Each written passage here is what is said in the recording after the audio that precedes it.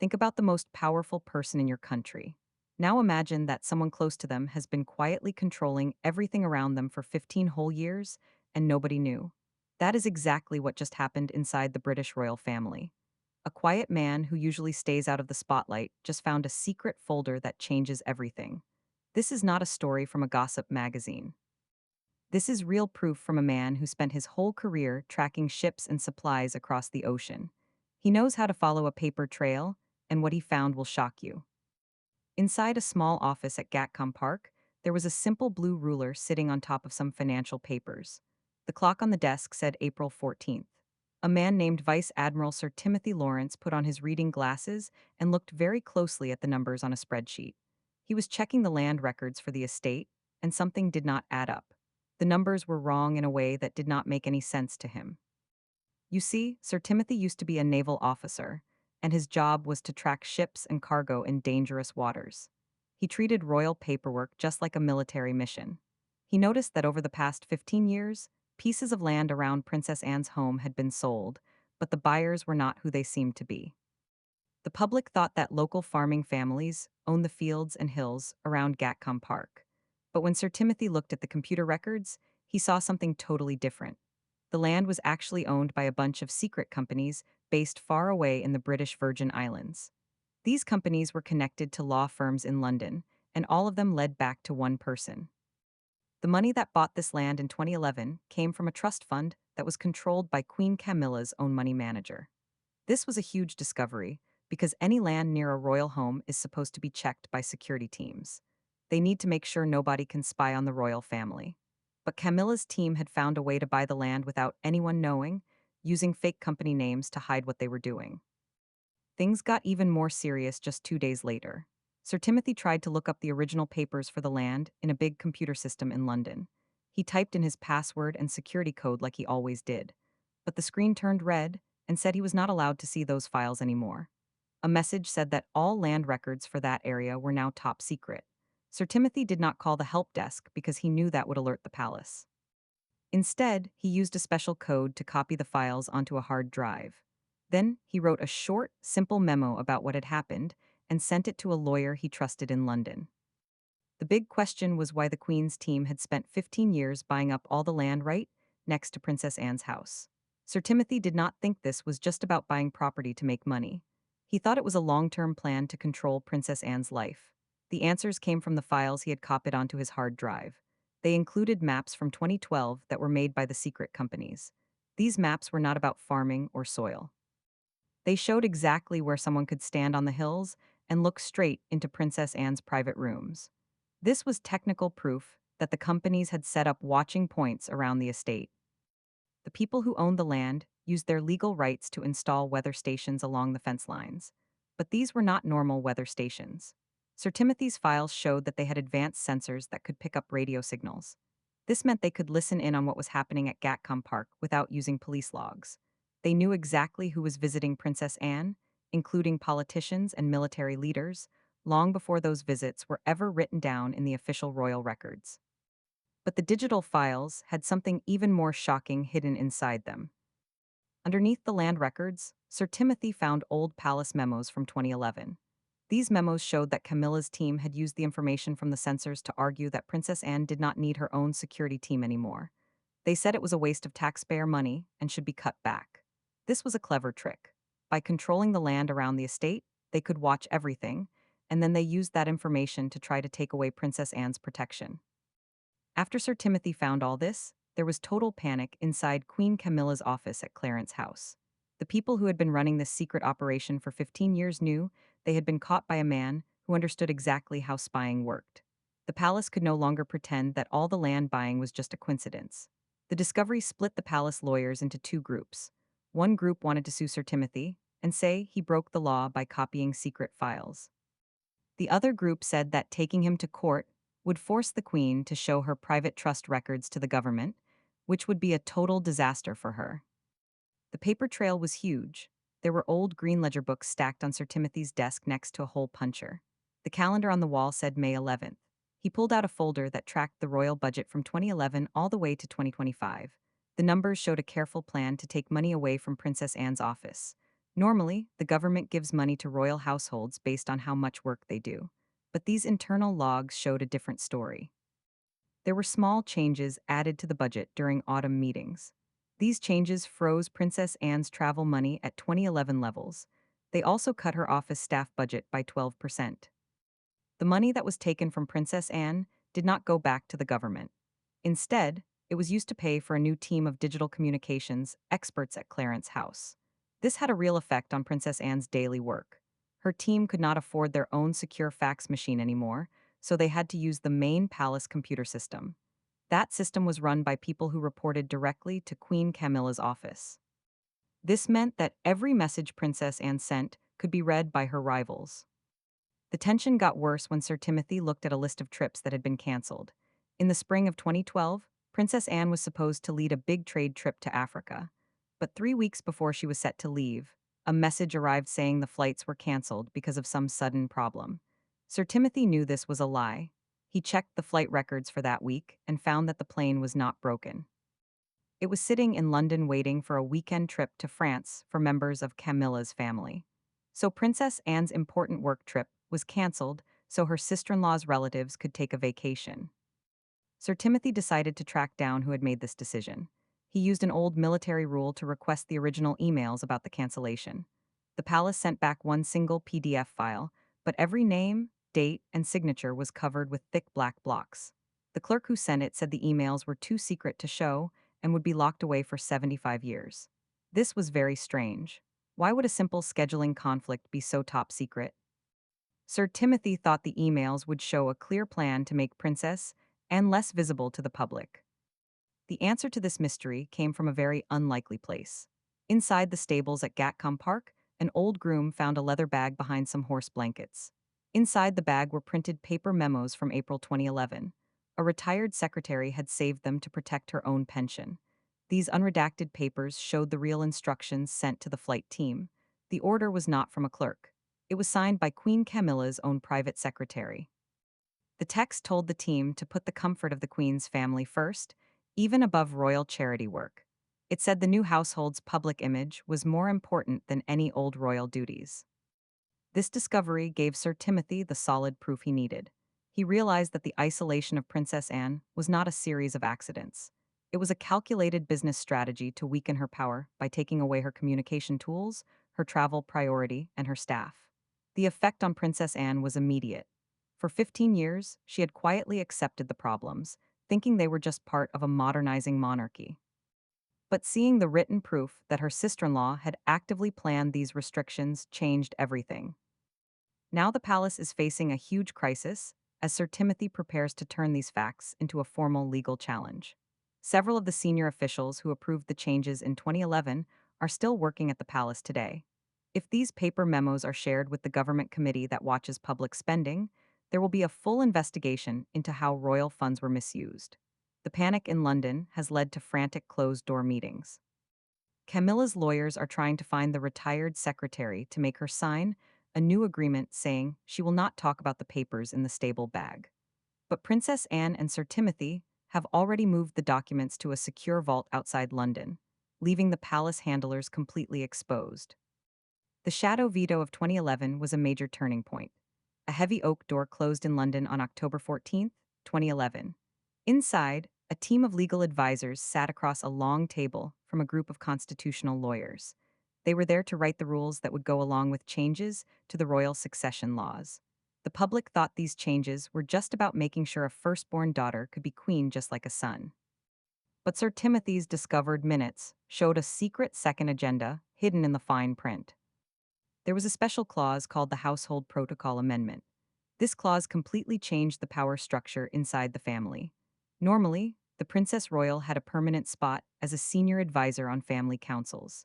This gave her a real say in how royal estates were managed and how private funds were spent. The 2011 amendment quietly took this power away from her. The new rule said that any decisions about private family trusts needed the approval of both the king and the queen consort. This removed the historical requirement to consult the king's siblings. In one move, Queen Camilla was given full control over the family's money, while Princess Anne was cut out of decision-making. Princess Anne discovered this amendment in November 2011 during a regular review of estate paperwork. She immediately asked for a private meeting with her brother at Clarence House. She warned him that giving corporate power to non-bloodline family members would leave their private assets open to manipulation.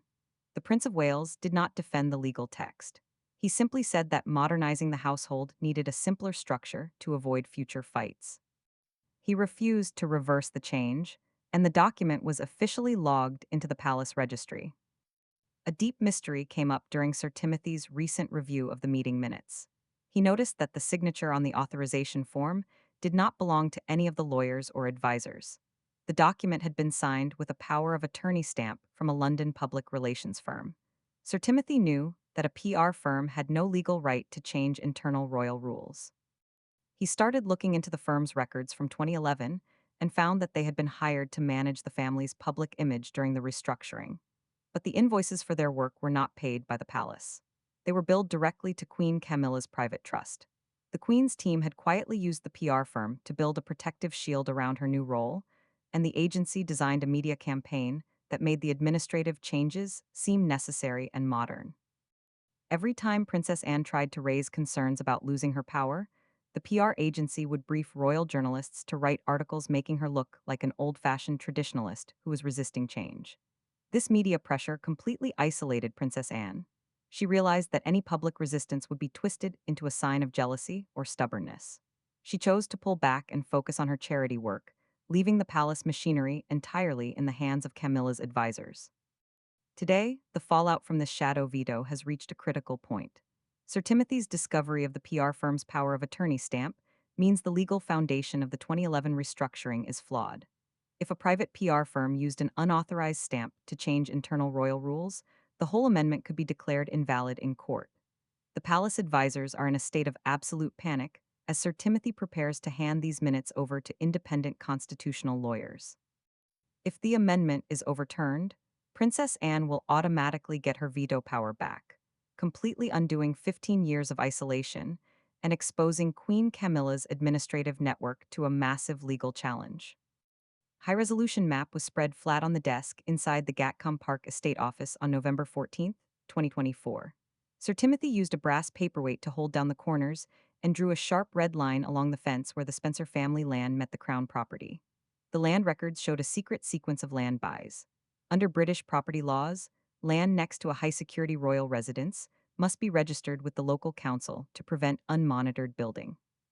But these records showed a totally different arrangement. Over 12 years, 6 separate pieces of land bordering Gatcombe Park had been bought through fake companies. The transactions were done in complete silence, hidden behind a wall of offshore bank accounts. The public thought these fields were just farm investments run by local farmers. The bank records proved otherwise. The money to buy the land came from a private account linked to Queen Camilla's personal jewelry and styling trust, managed by a London asset firm. The way the land was bought was immediately clear to an experienced naval veteran. The plots did not follow normal farm boundaries. They formed a tight half-circle around Princess Anne's main stables and her private security entrance. Camilla's private trust had basically surrounded the entire operational center of the Gatcombe Park estate. Things turned public when the local planning authority announced that 3 high-intensity security masts would be installed along the northern fence line. The masts were officially described as essential cell phone towers for the local community. But Sir Timothy went to look at the first mast on a Thursday morning and saw that the microwave dishes were pointed directly at the windows of Princess Anne's private study. He immediately called the local telecom board to ask for the signal logs, but they refused to release the information. They said they had signed a secrecy agreement with the land's corporate owners. Sir Timothy was blocked from his own security data. A deep mystery came up when he cross-referenced the fake company names with the retirement records of the royal household. He found that the main director of the offshore trust that managed the land purchases was a retired court official who had been the master of the household at Buckingham Palace during the late 1990s. This man had retired on a small state pension, but his private bank records showed sudden large payments during the exact months the Gatcombe land was being bought. Sir Timothy needed to find out why a trusted court official would help with a secret operation to spy on Princess Anne's home. The answer came during a meeting at a quiet train station hotel in Bristol. Sir Timothy met with the retired official under the pretense of talking about a naval charity event. During the conversation, Timothy showed him copies of the offshore bank transfers. The retired official did not deny his involvement. He admitted that Queen Camilla's inner circle had approached him shortly after her marriage to the king. They had convinced him that Princess Anne's old-fashioned influence on the family councils was a threat to the modernization of the monarchy. He agreed to act as the public face for the land purchases, believing he was protecting the stability of the new royal couple. He used his knowledge of palace security rules to make sure the land buys never triggered an automated review by the police. The high-intensity masts were not designed to monitor cell phones. They were equipped with special frequency sensors to intercept the unencrypted radio communications used by Princess Anne's local estate managers. This discovery changed the entire power balance at the palace. Sir Timothy realized that Gatcombe Park's operational independence had been systematically broken from the outside. Camilla's team had used the real-time data to stay steps ahead of Princess Anne's schedules, allowing them to intercept her charity work and reallocate her funding before she could defend herself. The discovery tore through the family's remaining diplomatic channels. Princess Anne refused to attend the annual Christmas lunch at Sandringham, staying at Gatcombe Park with her husband to oversee a full sweep of the estate's communications equipment. The physical maps and the Bristol confession gave the family solid proof of an active spying operation run from within the court. The modern fallout has triggered an immediate crisis for the Queen's advisors in London. Sir Timothy has already shared the mapping data with Prince William's security team. The Prince of Wales's household has reacted with absolute fury, realizing that the same surveillance hardware could be turned against their own children. The Central Palace administration is completely paralyzed as Sir Timothy prepares to submit the boundary report to the Independent Surveillance Commissioner. The King's private secretary has tried to start a mediation process to keep the matter out of the public eye, offering to dismantle the masts within 48 hours. But Sir Timothy and Princess Anne have rejected the offer. They are demanding a full independent audit of every offshore trust linked to the Queen's financial office, setting the stage for a total collapse of trust at the highest level. A physical copy of the Windsor Accord of 2005 sat on a table inside the library at Clarence House. The date on the ledger was January 14th, 2026. Sir Timothy laid a modern typed addendum right next to the original document. The signature page from 21 years ago showed the neat handwriting of King Charles, Princess Anne, and Queen Camilla. This accord was originally drafted to make sure things went smoothly when Charles and Camilla got married. It was a formal truce.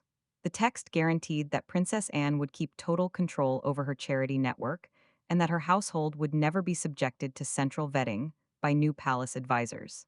The presence of the land records and the Bristol confession proved that the truce had been broken.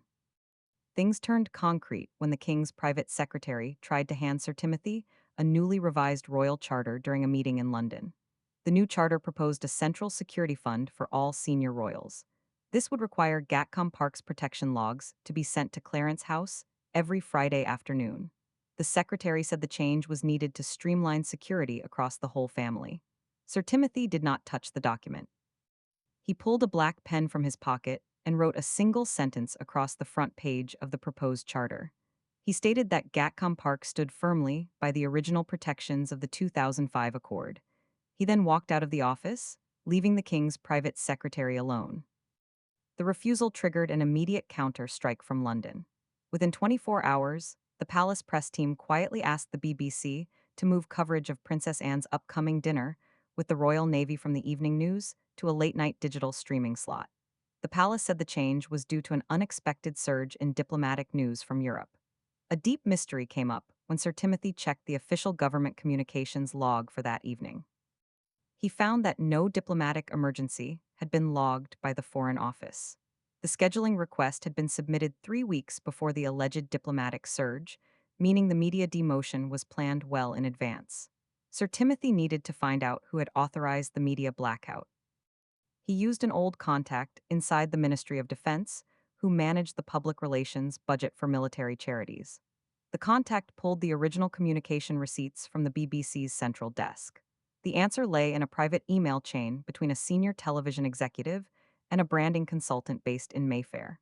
The branding consultant was the exact same person who managed Queen Camilla's private trust accounts. The email showed that the consultant had offered the network exclusive access to a high profile royal tour in exchange for reducing Princess Anne's television visibility.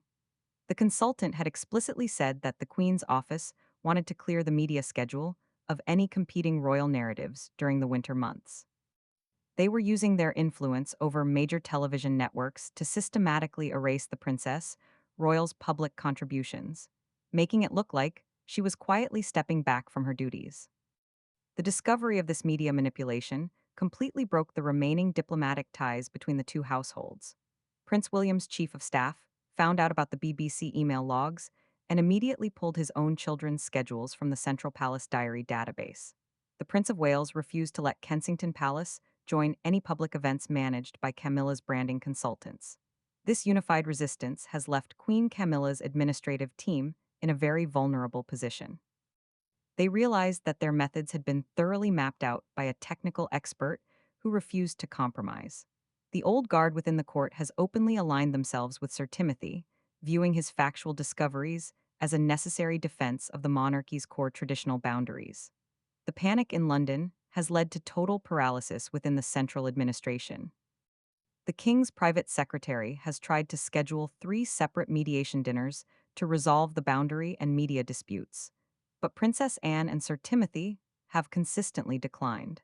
They have said they will only return to the table when the Mayfair branding contracts are permanently cancelled and the microwave dishes are dismantled by independent contractors. A white plastic zip tie snapped around a bundle of black cables at the base of the northern boundary fence. Sir Timothy dropped his wire cutters into his tool bag. The date on his watch was February 28th, 2026. Behind him, 2 contractors from Bristol began lowering the first microwave dish from its steel mounting bracket. The physical dismantling of the boundary equipment marked a turning point. Under the terms of the private settlement reached the previous Tuesday, Queen Camilla's financial trust agreed to dissolve the offshore companies entirely. The land parcels surrounding Gatcombe Park were legally transferred to a permanent agricultural trust managed by the Duchy of Lancaster. The public saw a routine property consolidation on the local news. The real victory was the total removal of the unauthorized censors. The strategic retreat by London was forced by the concrete data Timothy had gathered. He had spent 15 years compiling the Green Ledger books and tracking the diverted funds. The evidence was no longer sitting in a desk drawer. It had been formally logged with the High Court Family Division trustees. Queen Camilla's private office realized that any further attempts to centralize Princess Anne's protection logs would result in an immediate public disclosure of the Mayfair branding contracts. A final mystery came up during the final sweep of the newly acquired plots. A technician clearing out an old farm building found a small data logger hidden behind a loose brick in the dairy cellar. The logger was still drawing power from a solar panel on the roof. It contained a memory card that had been logging data up until that morning. Sir Timothy knew that the offshore companies had supposedly ceased operations 3 weeks earlier. He connected the memory card to his laptop. The screen showed an automated data stream that was sending encrypted files to an address in Zurich, Switzerland. The data was not audio or radio frequencies. It was digital copies of the car registration logs for every vehicle entering the Sandringham estate. The presence of the Sandringham tracking data made no sense in a local land dispute. Timothy launched an inquiry through a contact at the shipping registry who specialized in tracking offshore servers. The ownership of the Zurich hub led back to a corporate registration file. The account had not been opened by Camilla's branding team. The papers showed it was funded by a digital security firm wholly owned by the Crown Estate Commissioners. The institution itself was monitoring the movements of the entire family to protect the central administration from internal dissent. The palace had used its own security infrastructure to keep tabs on both born royals and married consorts, using the boundary disputes as a cover to install wider tracking arrays across the country. By discovering the Zurich link, Sir Timothy had broken through the deepest layer of the palace's modern surveillance system. This gave Princess Anne absolute leverage over the central administration. The Navy veteran used this final discovery to secure a permanent ironclad guarantee for the next generation. He met with Prince William at an unmarked office near the London docks and handed over the Zurich configuration codes. The Prince of Wales immediately used the technical proof to force a complete restructuring of the Crown Estate Security Board, removing 3 senior officials who had managed the covert tracking programs since 2011. The power balance within the court has permanently shifted away from the modern PR advisors. The traditionalist faction, anchored by Princess Anne and backed by Prince William's household, has successfully reestablished the hard boundaries, protecting the bloodline's historical immunities. The corporate machinery used by Camilla's branding consultants has been completely dismantled from the inside out, leaving the Queen consort entirely isolated from the future governance of the family trusts. As the contractors loaded the last piece of steel framing into their truck, Sir Timothy walked back toward the main house alongside his wife. The ledgers were safely locked away, and the perimeter was completely clear of external dishes. The 15-year paper trail had done its work, proving that the quietest member of the household was ultimately the most dangerous adversary to the palace's modern deceptions. The high-stakes documentation, uncovered inside Gatcombe Park, has permanently shattered the shadow networks operating within the British monarchy. By utilizing his technical logistics background to map out 15 years of systemic isolation, Vice Admiral Sir Timothy Laurence has successfully protected Princess Anne's household from corporate overreach. Queen Camilla remains completely isolated as the old guard reclaims control over the family's historical assets.